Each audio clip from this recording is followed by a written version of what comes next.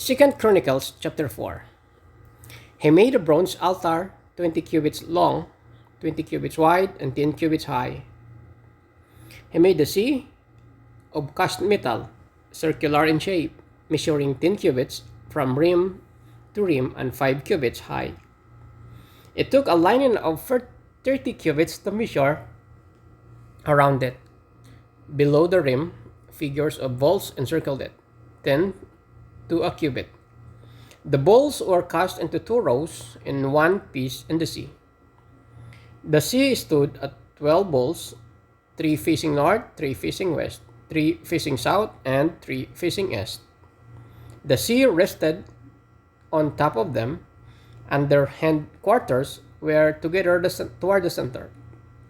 It was a handbreadth in thickness, and its rim was like the rim of a cup, like a lily blossom. It held 3,000 bats.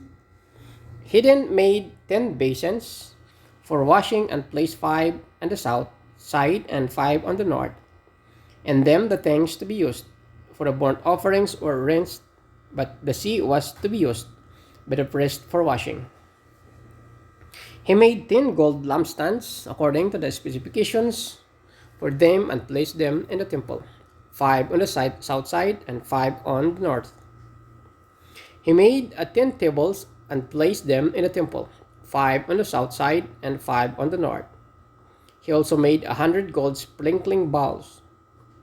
He made the courtyard of the priest and a large court and the doors for the court, and overlaid the doors with bronze. He placed the sea on the south side at the southeast corner. And Huram also made the pots and shovel and sprinkling bowls. So Huram finished the work he had undertaken for King Solomon in the temple of God. The two pillars, the two bowl-shaped capitals on top of the pillars, the two sets of network decorating the two bowl-shaped capitals on top of the pillars, the 400 pomegranates for the two sets of network, 2 rows of pomegranates for each network, decorating the bowl-shaped capitals on top of the pillars. The stands with their basins, the sea and the 12 bowls under it, the pots, shovels, meat forks, and all related articles.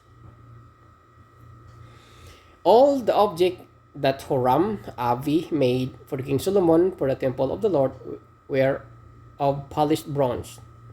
The king had them cast in the clay molds in the plain of the Jordan between Sukkot and Saritan. All these things that Solomon made amounted to so much that the weight of the bronze could not be calculated.